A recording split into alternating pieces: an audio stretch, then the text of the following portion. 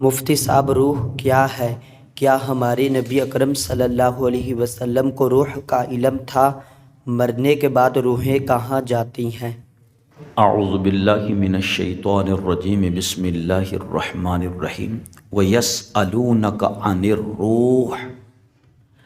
اے حبیب پیارے صلی اللہ علیہ وسلم، یہ کفار مکہ یا مدینے کے یہود آپ سے سوال کرتے ہیں روح کے بارے میں۔ روح کیا ہے؟ یہ ایک لطیف چیز ہے جو اللہ کے حکم سے انسان کے یا ہر ذی روح جاندار کے جسم میں داخل ہوتی ہے۔ اللہ سبحانہ و تعالیٰ نے قرآن پاک میں آدم نبی علیہ السلام کے بارے میں بھی اور سیدہ مریم سلام اللہ علیہا کے بارے میں بھی ذکر میں یہ روح کا تذکرہ فرمایا ہے، اور کہیں ارشاد فرمایا فَنَفَخْنَا فِيهَا مِن رُوحِنَا،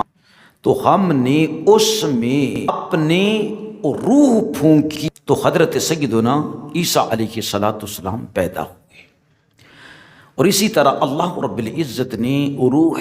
آدم کو حکم فرمایا تھا کہ تو جسم آدم میں داخل ہو جا،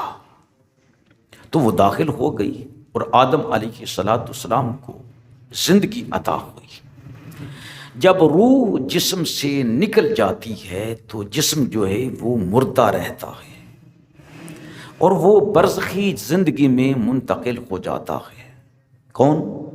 جسم انسان کا۔ اور روح کہاں جاتی ہے اس کا ذکر بعد میں کرتے ہیں، پہلے یہ دیکھتے ہیں کہ ہمارے آقا مولا صلی اللہ علیہ وآلہ وسلم کو روح کا علم حاصل تھا یا نہیں۔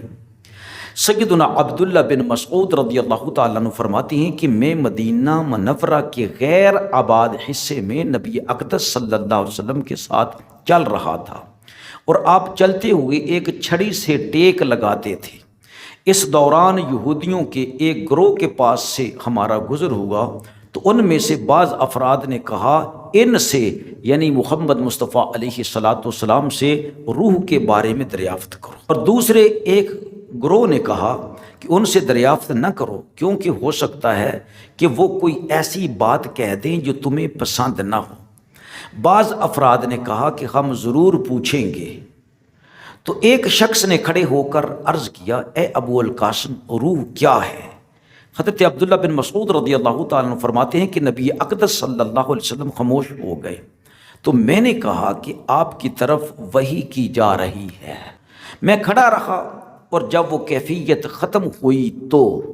وَيَسْأَلُونَكَ عَنِ الرُّوحِ قُلِ الرُّوحُ مِنْ أَمْرِ رَبِّي وَمَا أُوتِيتُم مِّنَ الْعِلْمِ إِلَّا قَلِيلًا۔ اور روح سے متعلق اے حبیب مکرم صلی اللہ علیہ وسلم یہ آپ سے سوال کرتے ہیں، تم فرماؤ روح میرے رب کا حکم ہے، ایک چیز ہے، اے لوگو تمہیں بہت تھوڑا علم عطا کیا گیا ہے۔ تو اس میں نبی اقدس صلی اللہ تعالی علیہ وآلہ وسلم کے علم پاک کی روح کے بارے میں نفی نہیں ہے۔ تو حدیث مبارکہ ہے، بخاری شریف کی کتاب العلم ہے، باب قول اللہ تعالی وما اوتیتم من العلم الا قلیلا، اور حدیث کا نمبر ہے 125۔ دوسری حدیث حضرت سیدنا عبداللہ بن عباس سے ہے، پہلی عبداللہ بن مسعود سے، دوسری حضرت عبداللہ بن عباس رضی اللہ تعالیٰ عنہ سے۔ فرماتی ہیں قریش نے یہودیوں سے کہا ہمیں کوئی ایسی بات بتائیں، جب نبی پاک علیہ السلام نے ابھی ہجرت نہیں فرمائی تھی، تو کفار مکہ نے کیا کیا؟ مشرکین نے یہودیوں کے پاس گئے، یثرب والوں نے، اور ان سے پوچھا کہ ہمیں کوئی ایسی بات بتائیں جسے ہم اس شخص یعنی محمد صلی اللہ علیہ وسلم سے، جنہوں نے نبوت کا دعویٰ کیا ہے، ان سے پوچھیں۔ انہوں نے کہا کہ ان سے روح کے بارے میں پوچھو۔ قریش نے آپ سے دریافت کیا تو اللہ تعالیٰ نے یہ آیت نازل فرمائی وَيَسْأَلُونَكَ عَنِ الرُّوحِ قُلِ الرُّوحُ مِنْ أَمْرِ رَبِّي وَمَا أُوتِيتُم مِّنَ الْعِلْمِ إِلَّا قَلِيلًا۔ اچھا، بات یہاں پر یہ بھی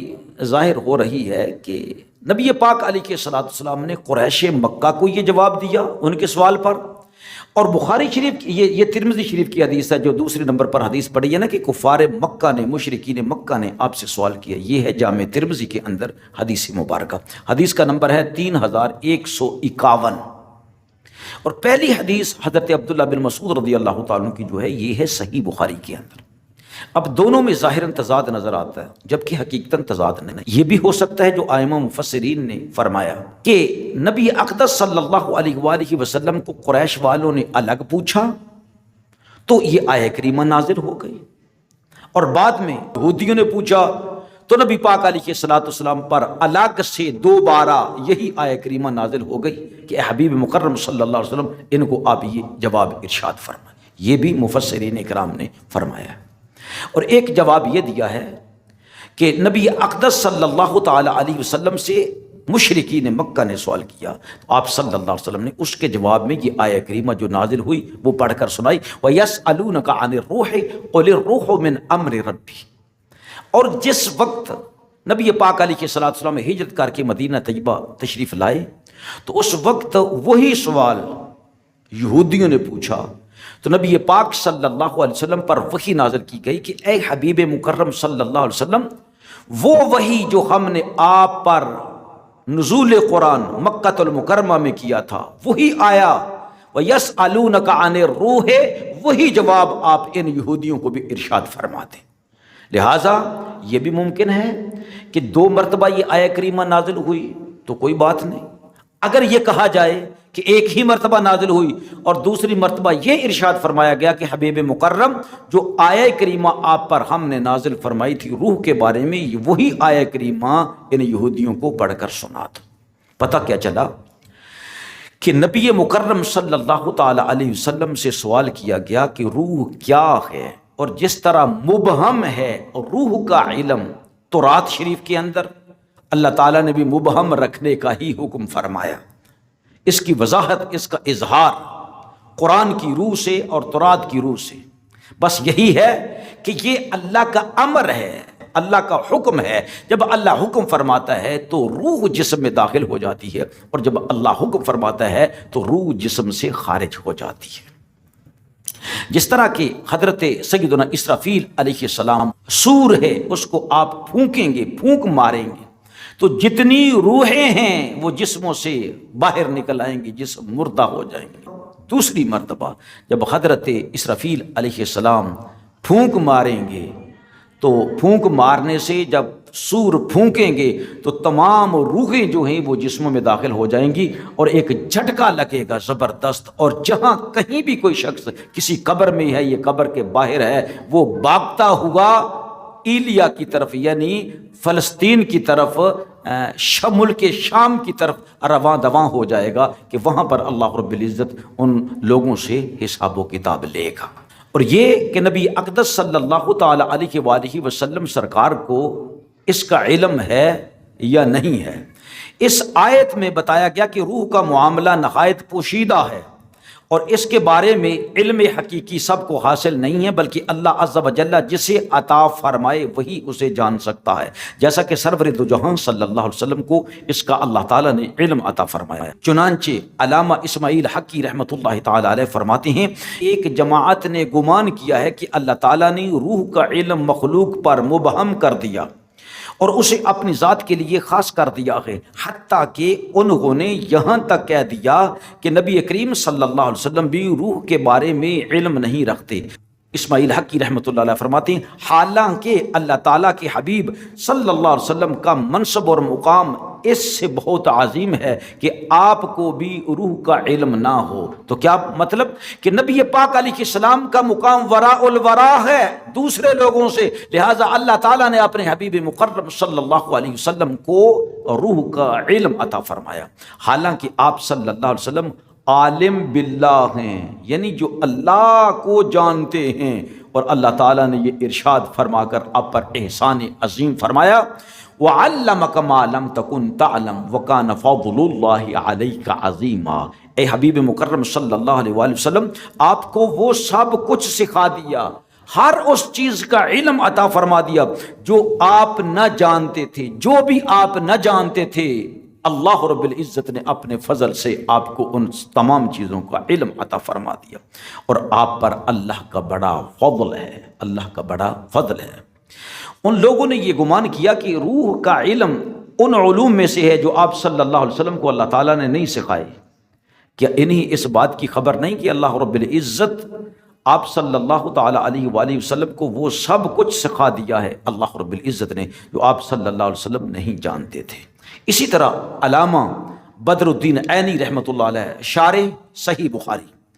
آپ فرماتے ہیں سید المرسلین صلی اللہ علیہ وسلم کا منصب بہت بلند ہے، آپ صلی اللہ تعالیٰ علیہ وآلہ وسلم اللہ تعالیٰ کے حبیب اور اس کی مخلوق کے سردار ہیں، اور یہ کیسے ہو سکتا ہے کہ تاجدار رسالت صلی اللہ تعالیٰ علیہ وسلم کو روح کے بارے میں علم نہ ہو، حالانکہ اللہ تعالیٰ نے آپ صلی اللہ تعالیٰ علیہ وآلہ وسلم پر یہ ارشاد فرما کر احسان عظیم فرمایا ہے، اے حبیب مکرم صلی اللہ علیہ وآلہ وسلم آپ کو وہ سب کو سکھایا جو آپ نہ جانتے تھے، اور آپ پر اللہ کا بڑا فضل ہے۔ اور یہ جو ارشاد گرامی ہے وَمَا أُوتِيتُم مِّنَ الْعِلْمِ إِلَّا قَلِيلًا، اور اے لوگو تمہیں بہت تھوڑا علم دیا گیا ہے، يَسْأَلُونَكَ عَنِ الرُّوحِ کے آخر میں، ٹھیک ہے، اے عام لوگوں، یہ رسول اکرم صلی اللہ علیہ وآلہ وسلم کے بارے میں ارشاد نہیں ہے، نہیں، بلکہ وہ مشرکین کو، اور یہ خاص ہے آیہ کریمہ کن کے بارے میں؟ یہودیوں کے بارے میں، یہودی جو کفار تھے جو نبی پاک علیہ السلام سے سوال کرتے تھے، ان کے بارے میں ارشاد فرمایا وَمَا أُوتِيتُم مِّنَ الْعِلْمِ إِلَّا قَلِيلًا، کہ تمہیں جو علم دیا گیا ہے وہ بہت تھوڑا ہے، اللہ رب العزت کا علم بہت زیادہ ہے، تمہیں جو علم دیا گیا ہے وہ بہت تھوڑا ہے۔ اس میں نبی اقدس صلی اللہ تعالیٰ علیہ وآلہ وسلم کے علم مبارک کی نفی نہیں ہے، یہ نہیں کہا جائے گا کہ نبی پاک علیہ السلام کو روح کا علم نہیں ہے۔ اور روح مرنے کے بعد کہاں چلے جاتی ہے؟ وہ جہاں کہیں بھی ہو، چاہے اپنے گھر میں ہو، چاہے وہ سب کچھ دیکھ رہی ہو، لیکن جب انسان قبر میں ڈال دیا جاتا ہے تو روح اس کی قبر کے ارد گرد بھی رہ سکتی ہے،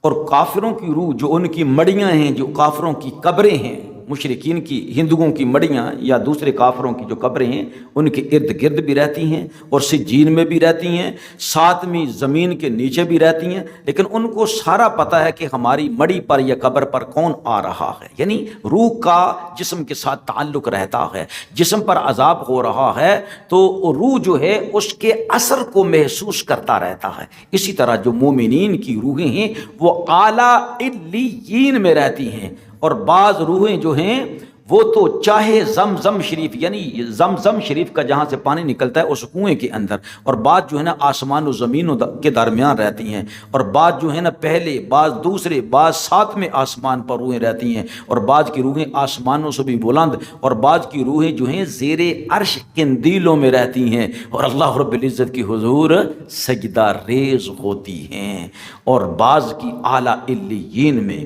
میں انشاءاللہ تعالیٰ اس بات پر جو ہے نا وہ الگ سے ویڈیو تیار کروں گا، کیونکہ وہ ویڈیو لمبی ہو گئی ہے، تو یہ اختصاراً میں نے عرض کر دیا ہے کہ کفار کی روحیں جو ہیں وہ گندے کنووں میں، گندے گٹروں میں، بری جگہ پر، گندے کنووں میں، سجین میں رہتی ہیں، اور جو اللہ رب العزت کے مومن بندے ہیں وہ ان کی روحیں جو ہیں اعلیٰ سے اعلیٰ مقام پر رہتی ہیں۔